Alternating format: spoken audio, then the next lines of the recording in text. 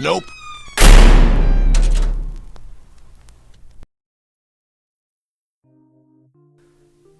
Let me start by saying I am a horror story enthusiast and may be overthinking this entire situation. I am aware that it could all be paranoia brought on by my regular intake of scary stories and horror films. But at the same time, indulging in all that media has taught me to trust my gut reactions and question anything that may seem threatening or out of the ordinary. I am coming to Reddit for help since I would like to remain anonymous. There is still somewhat of a stigma against online dating amongst my friends and ethnic community. So the fact that this all started from Tinder makes me a little hesitant to reach out to anyone close to me for advice. I was on the app about 3 weeks ago. I was swiping while driving. Stupid, I know. So my focus on the app was minimal at best. I was sort of going off immediate instinct on whether to swipe right or left on the legion of women within a 10-mile radius. Not too long after running out of likes, I received that notification we all love to see. Congratulations, you have a new match. Excited, I unlocked my phone and opened up Tinder. And there she was. You matched with Elsé. Not to put her down, as the photos I browsed showed a very attractive woman, but I did not have any memory of actually swiping right on her. I did not think much of it at the time, since I had been swiping while driving, and maybe just never got a good enough look. Her profile was empty, and as any guy on Tinder knows, that makes it a bit difficult to think of a unique icebreaker when first contacting a match. I exited the app and decided I would worry about it some other time. Unfortunately, when I came back to the app, Elsé was nowhere to be found. Again, I didn't think too much of this. While I think I'm a pretty attractive guy, I'm also on the shorter side, which I mentioned in my bio. I figured that Elsé read my bio, saw my height, and simply chose to unmatch me. It wasn't the first time something like that had happened, so I was over it immediately. About a week later, I had completely forgotten about that match. I woke up and checked my phone. Amongst the notifications on the lock screen was one from Tinder alerting me to a new match. I swiped to unlock and loaded up the app. It was Elsé. Again, while I did not remember swiping right on her for a second time, I thought little of the match. Matching with the same person was something that seemed normal. People will often reset their accounts in order to refresh their possibilities of getting a new match. Hell, I've done it myself several times. I checked her bio to see if it had been updated at all, and nothing. This time, though, I remembered to check the distance. 11 miles. I locked the phone and began my day.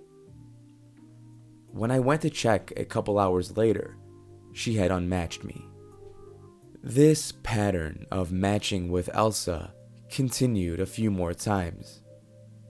Each time, I never remembered actually liking her. By the third time, you'd think I'd be conscious of doing so, as her main photo never actually changed. Each time, I would check her distance.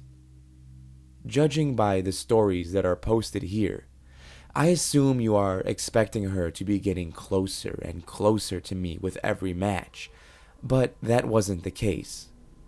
The distance between us would fluctuate, sometimes quite dramatically. The closest she has ever been was 4 miles. The furthest was 93, which was the latest.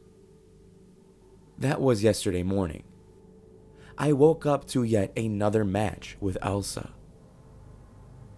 This was the 5th time, and I decided to send her a message immediately, instead of ignoring it like I usually did.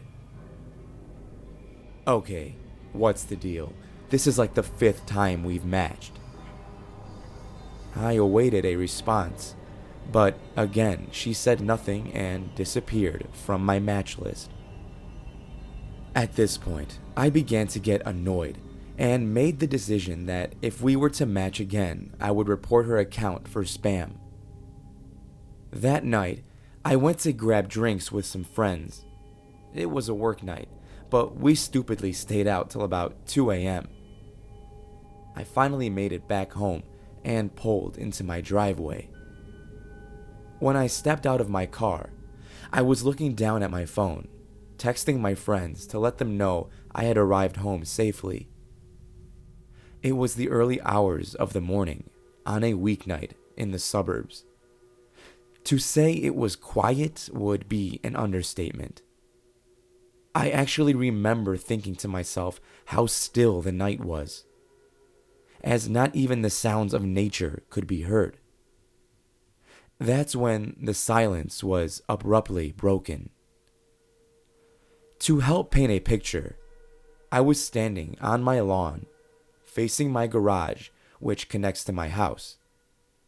My car was to my right and the garage was open. To my left was my next door neighbor's house, which was bordered by tall bushes and some trees. That's where I heard it coming from. The bushes started shaking. It started off slow, but the volume of the rustling quickly amped up. Like I said, there were no sounds prior to the bushes shaking. No wind, no rain, nothing. No other bushes or branches anywhere around me were shaking. The noise was isolated to that one spot. Remember how I said I enjoy horror movies? Yeah, I knew better than to stick around and see what was going to happen, or even dumber, go investigate. What I assumed at the time was that there was an animal making the noise. Either a skunk, coyote, giant raccoon, or whatever other aggressive, rabies-infected animal lurks around the suburbs at night. Regardless, I booked it inside and shut the door behind me. Since I was now within the safety of my home, I figured I would go to the window that's closest to those bushes and try to catch a peek at whatever animal was making that noise. When I arrived to the large window at the front of the house, I saw something on the other side of the dimly lit street. Suffice to say, it was no animal. It was definitely a person. I have extremely poor eyesight, to the point where I cannot legally drive without corrective lenses, so I won't sit here and tell you I was able to make out distinct details of this person. I peered through the glass, trying to let my eyes adjust to the distance. I have recently lost my glasses, so I did not have them on hand. From what I could tell, standing on the other side of the road was the figure of a tall, thin woman with dark hair. I went to turn off the lights in my house so I could be better hidden. When I came back, the person was gone. I did not want to overthink it, as it could have been anyone. Maybe someone taking a walk. Maybe someone lost their dog and was looking for it. Maybe that lost dog was what caused the bushes to rattle like they did. The possibilities are vast. This morning, though, I've matched and unmatched with Elsa 3 times. 3 times in one day. I can't help but notice the physical similarities between Elsa and the features I could make out in the person that stood staring towards my home last night. Wait, 4 times. While typing this, I just matched with her again. I'm really hoping Elsa's account is just a spam account made for phishing attempts. I'm really hoping that the random stranger I saw is not related to this at all. I'm really hoping Elsa will stop worming her way into my app. I really like Tinder, but at this rate, I'm going to have to delete it. Not sure if it's against the rules of this site, but I really want to post screenshots of Elsa's profile. Maybe someone will recognize her. If anyone out there has experienced anything like this using a dating app, please let me know as soon as possible. Thank you for listening. If you enjoyed this video, make sure to hit that like button down below and subscribe for future videos if you haven't already. Until next time, dear listener, stay safe out there. I'll be seeing you in the next video.